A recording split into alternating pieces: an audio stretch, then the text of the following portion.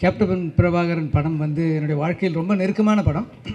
கிட்டத்தட்ட கள்ளக்குறிச்சி ராஜா தியேட்டரில் வந்து 100 நாள் ஓடுனுச்சு. அந்த 100 நாளில் வந்து ஒரு கண்டினியூ ஒரு 10 நாள் அடுத்தடுத்த ஷோ அப்படியே பார்த்துட்டே இருந்தேன். இந்த படம் வந்து எனக்கு ஏன் இவ்வளோ நெருக்கம்னு சொன்னால், நான் நிறைய விஷயம் சினிமாவில் வந்து இந்த படத்துலேருந்து கற்றுக்கிட்டேன்.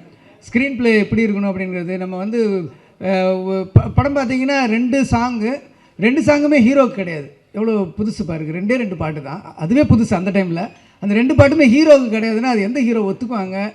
அதுவும் ஒரு அவ்வளோ பெரிய ஹிட்டு சாங்கு. கேட்டவொடனே ஐயோ நான் பாடுறேன் ஏதாவது சொல்லுவாங்கள்ல, அது வந்து ரொம்ப புதுசாக இருந்தது. அதேமாதிரி படம் ஆரம்பித்து ஒரு 19 நிமிஷத்தில் வந்து ஹீரோவே இருக்க மாட்டார்.